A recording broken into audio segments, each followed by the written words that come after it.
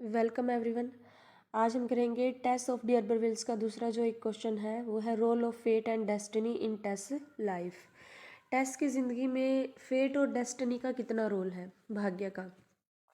सारा भाग्य का खेल था उसके साथ। जो जो भी घटनाएं हुई, जो जो ट्रेजेडीज़ हुई, उसमें सब किस्मत का ही खेल था उसकी। तो लेट्स डिस्कस इट।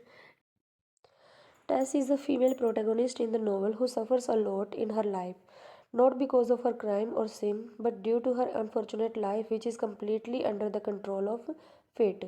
टेस जो है इस नोवेल की मेन फीमेल प्रोटैगनिस्ट है, यानी कि नायिका है। Who suffers a lot in her life not because of her crime, जो बहुत ज़्यादा पीड़ा, दुख और पीड़ा सहन करती है, और जबकि उसने कोई क्राइम नहीं किया, कोई पाप नहीं किया जिसकी वजह से उसके साथ ऐसा हो रहा है, बल्कि वो एक दुर्भाग्य की मारी लड़की है।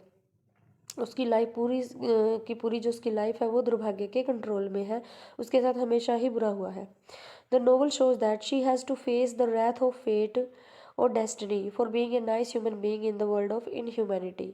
और उसका इस नोवेल में दिखाया गया है कि उसके साथ इस इनह्यूमैनिटी की लाइफ में, के वर्ल्ड में उसके साथ इतना जो बुरा हो रहा है वो क्यों हो रहा है। वो एक नाइस ह्यूमन बीइंग होने के कारण, मतलब इतनी अच्छी है वो लड़की, उसकी अच्छाई के कारण उसके साथ बुरा हो रहा है। इसलिए इस वर्ल्ड को इनह्यूमैनिटी वाला वर्ल्ड कहा गया है कि इस बुराई वाली दुनिया में अच्छाई वाले लोगों के साथ कितना बुरा होता है। In the whole story of the novel, Tess does not commit any crime और sin, but she has to face her tragic experience and end of her life in the family as well as outside the family. और इस पूरे novel में टेस जो है वो एक भी क्राइम कमिट नहीं करती, मतलब उसने एक भी गलती नहीं की, एक भी पाप उसने नहीं किया, लेकिन वो फिर भी उसको एक ट्रेजिक एक्सपीरियंस होता है। पूरी लाइफ, ज़िंदगी भर उसको ट्रेजिक एक्सपीरियंसेस होते रहते हैं। उसकी जो लाइफ है वो बिल्कुल ख़त्म ही हो चुकी है, अपने परिवार में भी और परिवार से बाहर भी। She is just presented as a victim of fate.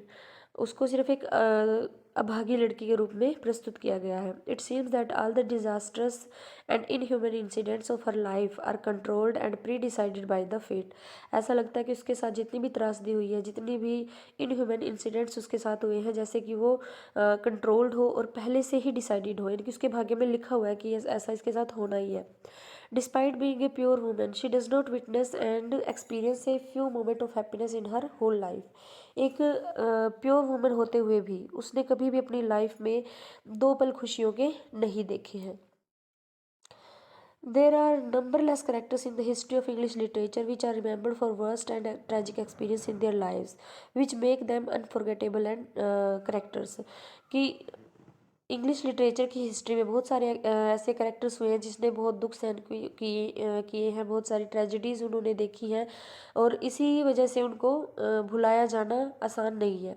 It is not that they are remembered for the supernatural और extraordinary characteristics, but they are remembered for real and human like characters whose circumstances are directly और indirectly related to human being in the real world. और वो इसलिए याद नहीं रखे जाते कि उन्होंने उनके अंदर कुछ सुपर नेचुरल पावर थी या कोई एक्स्ट्रा ऑर्डिनरी पावर थी, कितने सारे दुखों को उन्होंने चुटकियों में सहन कर लिया। ऐसा नहीं है, वो इसलिए याद किए जाते हैं क्योंकि उनके साथ जो भी ट्रेजेडीज़ हुई हैं वो कहीं ना कहीं रियल ह्यूमन वर्ल्ड से में किसी न किसी के साथ जुड़ी हुई है। किसी न किसी की तो वो रियल स्टोरी होती है जिनको वो परफॉर्म करते हैं। One of these tragic characters is Tess, और ऐसा ही एक करेक्टर है टेस का। Tess in Tess the d'Urbervilles 1992 by Thomas Hardy. ये जो नॉवल है थॉमस हार्डी ने लिखा है 1992 में। Tess the d'Urbervilles is one of those renowned literary works of Hardy which revolve around the adverse and significant developments which shape and shake the discourse of life of protagonist. यानी कि Hardy द्वारा लिखा गया ये एक ऐसा novel है जिसमें पूरी की पूरी उस लड़की का जो जीवन है, उसकी पूरी नायिका की जो जीवन की कहानी है, शुरू से लेकर लास्ट तक उसकी डेवलपमेंट और उस जो जो मोड़ आते हैं उसकी लाइफ में वो दिखाए गए हैं। The present novel is not exceptional to such events and developments. यानी कि हार्डी के ज़्यादातर नॉवेल्स में शुरू से लेकर लास्ट तक जो जो भी तोड़ मरोड़ उस नायक या नायिका की लाइफ में होते हैं वो दिखाए जाते हैं, और इस नॉवल में भी ऐसा ही हुआ है। Hardy is also remembered for various unique novels which occupy remarkable place in the history of English literature for different social issues.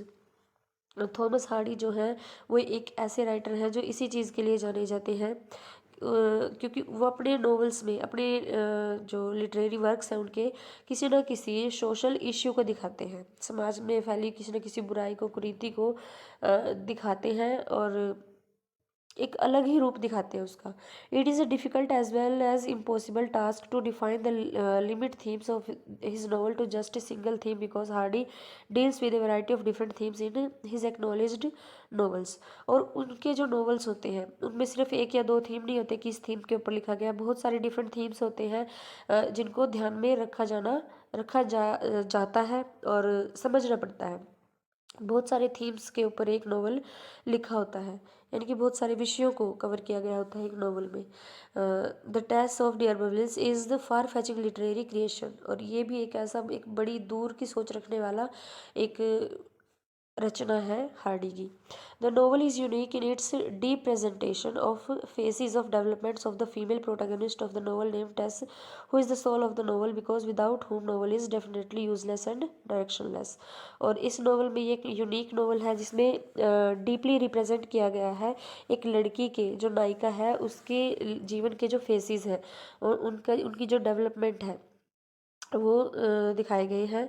और इस लड़की के बिना, टेस जो मेन नायिका है इस कहानी की, उसके बिना ये जो नॉवल है बिल्कुल यूजलेस है और डायरेक्शनलेस है। इस लड़की के माध्यम से ही बहुत सारे थीम्स को हार्डी ने कवर किया है। The important aspect of the novel which makes Tess unforgettable and significant is the role of fate। और जो मेन एस्पेक्ट है जो इस नोवेल को अनफॉरगेटेबल बनाता है और सिग्निफिकेंट बनाता है वो है role of fate.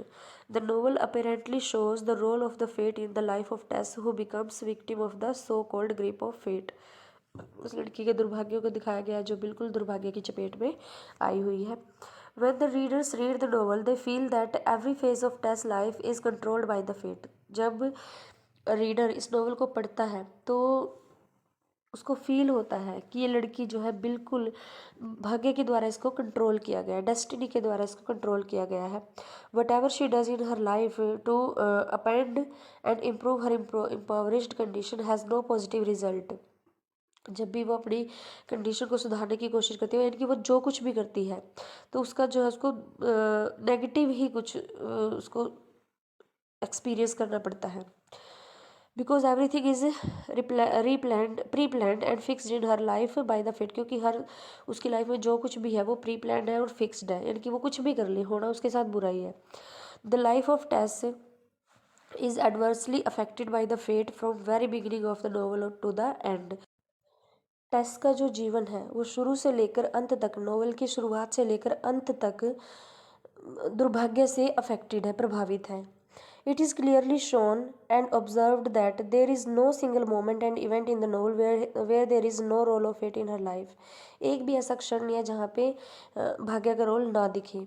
This is the point which bring tears in the eyes of the reader, because other characters in the novel experience some relief and moment of happiness in their life, but Tess is exceptional as there is no end of her sorrows.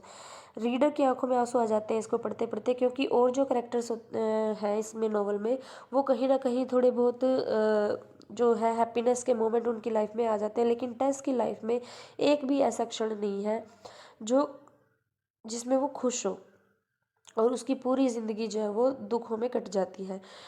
अंत तक, बिल्कुल last तक भी वो दुख, एक कहते हैं ना कि हैप्पी एंडिंग हो जाती है पूरी लाइफ, किसी ने दुख देखे हो लेकिन लास्ट में उसके साथ कुछ अच्छा हो जाता है, ऐसा नहीं है, उसका एंड भी सोरोज में ही होता है।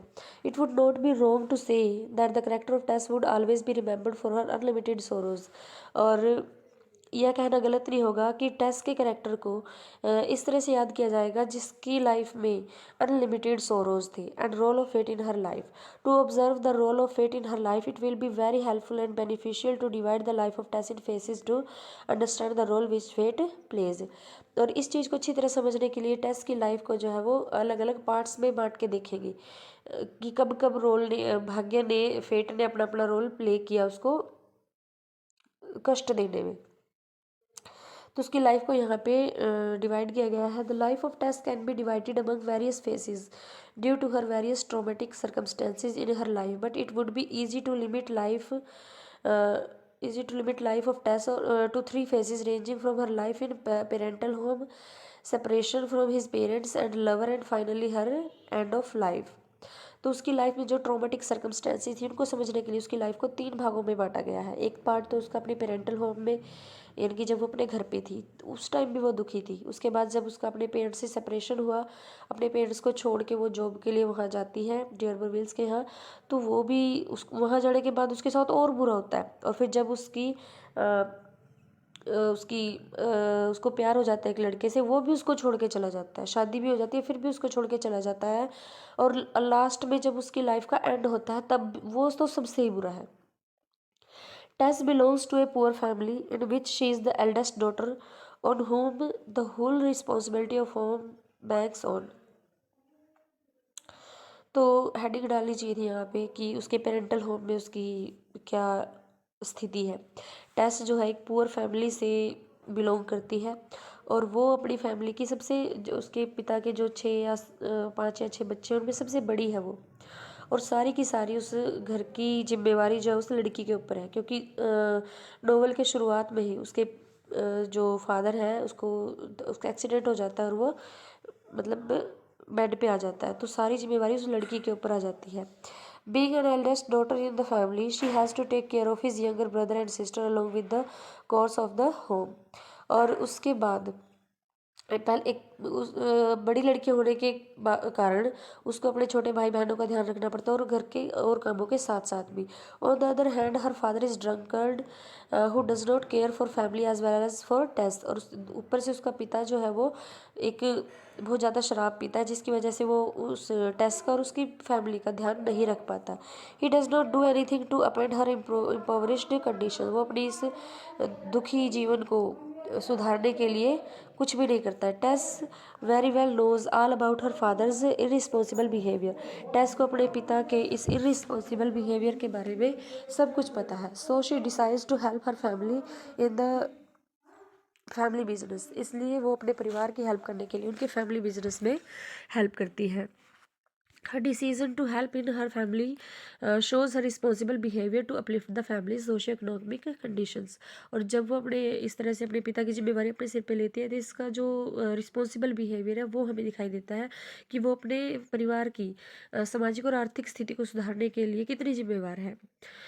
When Tess comes to know about her drunkard condition of her father, she immediately realizes that her father is physically as well as mentally unable to deliver the load of beehives in the market in a few hours। और जब उसने वो देखते हैं कि एक दिन उसके पिता ने ज़्यादा ही जो है शराब पी ली थी, कंज्यूम कर ली थी और अगले दिन उससे उठा भी नहीं जा रहा था, तो वो समझ गए कि अब मेरे पिता जो है ये अपनी जो जॉब है उनकी जो मार्केट में वो सामान बेच के आता है वो उसको नहीं निभा सकता। तो वो समझ जाती है कि उसके पिता जो है वो अब अपनी ये जॉब करने में सक्षम नहीं है और वो खुद उस काम को अपने हाथ में ले लेती है। Subsequently she decides to take the load of beehive to the market as soon as possible. और वो क्या करती है फिर वो जॉब जो है वो मतलब वो जो काम है उसके पिता का, वो बी हाइव्स को मार्केट में लेके जाना, वो उसको खुद कर लेती है। वो उसको लेके चल जाती है कि जितना जल्दी हो सके, यानी कि सुबह सुबह अर्ली मॉर्निंग में वो उठ के उसको लेके जाती है कि जितना जल्दी हो सके मैं ये काम करके आ जाऊंगी। But she does not know that something unwanted event is coming to shake her family life. लेकिन उसको नहीं पता कि कुछ ऐसा होने वाला है जो उनकी फैमिली लाइफ को बिल्कुल हिला के रख देगा। When Tess and her brother names Abraham go to market, their horse named Prince collides with the local mail cart and the horse dies in this accident। और जब वह यानी कि टेस और उसका भाई अब्राहम मार्केट में जाते हैं उसको बेचने के लिए, तो उनका एक एक्सीडेंट हो जाता है जिसमें उनका जो घोड़ा है प्रिंस है जिसका नाम, वो मर जाता है। On the other words, it can be said that the death of the horse is sign of the coming of bad and unwanted time for Tess, which is not in her favor। और दूसरे शब्दों में कहा जाए तो उस घोड़े की मृत्यु जो है वो एक साइन है, एक संकेत है कि अब उसकी लाइफ में कुछ ऐसा अनवांटेड होने वाला है जो उसके फेवर में बिल्कुल नहीं है, टेस के फेवर में।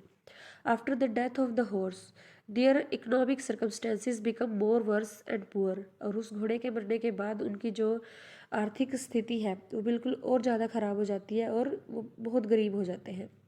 और family condition can be observed when she says, उसके इस कथन से उसकी फैमिली कंडीशन को अच्छी तरह से ऑब्जर्व किया जा सकता है, समझा जा सकता है कि it is all my doing all mine no excuse for me none, कि ये सब कुछ मेरी वजह से हुआ है। ये जो कुछ भी हो रहा है सब कुछ मेरी वजह से हो रहा है, प्रिंस भी मेरी वजह से मरा है, घर की जो हालत है ये सब कुछ मेरी वजह से है। वो अपने आप को अभागी मानती है, मानने लग जाती है अभी से। What will mother and father live on now, अब मेरे माता पिता क्या करेंगे, यानी कि प्रिंस के ऊपर ही उनकी जीविका चल रही थी और वो मर गया, अब वो क्या करेंगे। Abby Abby we can't go on with our load, Prince is killed, अब हम अपना सामान किस पे लेके जाएंगे, प्रिंस तो मारा गया है। This is the first phase of her life which gets ended with death of Prince, यह उसकी लाइफ का फर्स्ट फेज़ है जो प्रिंस की डेथ से एंड होता है, यानी कि जो उसका अपने पेरेंटल होम में जो उसका लाइफ स्पैन था और यहाँ पे जो जितनी उसके साथ ट्रेजेडी होनी थी वो हो चुकी है। अब उसका दूसरा फेज स्टार्ट होता है। The ending of this phase leads to the life of Tess towards the second phase which is full of struggle and sorrows which get ended with death of Tess. अब उसकी life का दूसरा phase start होता है जो बिल्कुल struggle से भरा हुआ है, दुखों से भरा हुआ है और जो टेस की डेथ से एंड करेगा।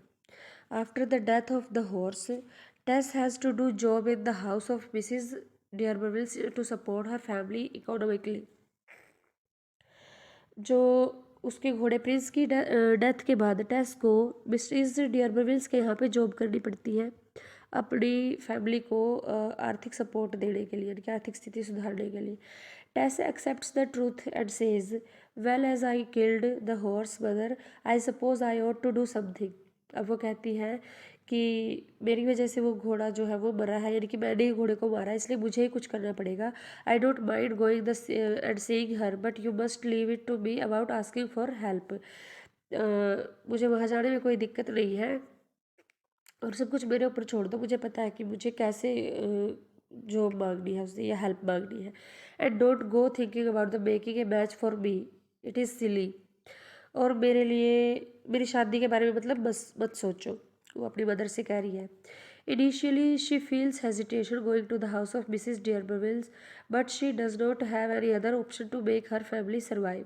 अब वो चली तो जाती है लेकिन फिर भी उसको थोड़ी हेजिटेशन हो रही है वहाँ पे जाने में, लेकिन फिर भी उसके पास कोई और ऑप्शन नहीं है अपनी फैमिली की सर्वाइवल के लिए और वो वहाँ पे चली जाती है। When she reaches the destination she first meet Alec who is a beast in the form of human being. और जब वो वहाँ पे जाती है, वहाँ पे पहुँचने के बाद उसको सबसे पहले उसकी मुलाकात होती है एलेक के साथ जो एक इंसान के रूप में एक जानवर है। He does not think that there is a lot of gap between Tess and him in the context of age. वो ये नहीं सोचता कि उन दोनों की एज में काफ़ी फ़र्क है, वो भी बच्ची है लड़की। At the first sight of Tess, Alec becomes attractive towards her beautiful and magnetic physical appearance। और जब वो पहली बार उसको देखता है, देखते ही वो उसकी सुंदर और मैग्नेटिक फिजिकल अपीयरेंस से प्रभावित हो जाता है, मतलब आकर्षित हो जाता है उसकी तरफ। Tess does not get realise that she is being entangled in the seductive plan of Alec. और टेस को इस बात का नहीं पता कि वो उसके एक सिडक्टिव प्लान में, एलिक के सिडक्टिव प्लान में एंटेंगल हो रही है, उलझ रही है। सिडक्टिव प्लान मतलब उसको वो फंसाने की कोशिश कर रहा है, अब उसको पता भी नहीं है बेचारी को। Every Alec also accepts the truth regarding his character and says, I can say no more. I suppose I am bad fellow, a damn bad fellow. I was born bad and I have lived bad and I shall die bad in all probability. बल्कि वो खुद अपने बारे में कहता है कि मैं बुरा हूँ, मैं बुरा करने के लिए पैदा हुआ हूँ, मैं बुरा ही जीऊँगा, बुरा ही मरूँगा, सब कुछ अपने बारे में वो बुरा ही कह रहे हैं। She is too young to recognise this tricky plan of Alec. और एलिक का ये जो ट्रिकी प्लान है उसको समझने में वो अभी छोटी है, उसको समझ नहीं आ रहा कि चल क्या रहा है। Whenever she is busy in works of his home, Alec tries to molest and seduce her to satisfy his physical appetite। और जब वो अपने घर के कामों में बिजी होती है लड़की तो वो जो है उसको सिड्यूस करता है और उसको मतलब उसका शोषण करता है, शारीरिक शोषण जिसको बोलते हैं, वो अपनी जो फिजिकल एपेटाइट है उसको शांत करने के लिए। His attempts are foiled and resisted by her. और वो उसको मना करती रहती है, मतलब ईजीली उसके प्लान्स को सक्सेस नहीं होने देती। But the main question is that how much longer she can resist. लेकिन क्वेश्चन तो ये है कि वो कब तक उसको रेसिस्ट करेगी, कब तक मना करेगी, कब तक अपने आप को बचाएगी। He seductive attempted because she works in his home and he is surrounded by him all the time. क्योंकि वो उसी के घर पे रहती है और हमेशा वो उसके आस पास ही रहता है। तो वो कब तक अपने आप को बचा पाएगी लड़की। He is always in search of finding her in the lonely place where no one can stop him to fulfil his sexual needs. वो हमेशा इस ताक में रहता है कि कब वो उसको अकेली मिले और वो अपनी जो है सेक्सुअल नीड्स को फुलफिल करने में सक्षम हो पाए। There are numbers of occasions when Alec finds her alone but fails due to unwanted reasons. कई बार उसको ऐसे मौके मिलते हैं लेकिन वो फेल हो जाता है, होता रहता है, क्योंकि वो अपने आप को बचाती रहती है लड़की।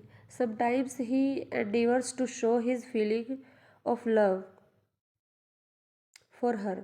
और कई बार तो वो उसको ये जताने की कोशिश करता है कि मैं तुम्हें बहुत प्यार करता हूँ। But Tess knows that she does not love her but he is attracted toward her physical beauty. लेकिन टेस को पता है कि वो उससे प्यार नहीं करता बल्कि उसकी फिजिकल ब्यूटी के प्रति अट्रैक्टेड है बस। Alec also says that he will definitely marry with her if she gets agreed to make physical relationship with him। वो कहता है कि अगर तुम मेरे साथ फिजिकल रिलेशनशिप बना लोगी तो मैं तुम्हारे साथ शादी कर लूँगा।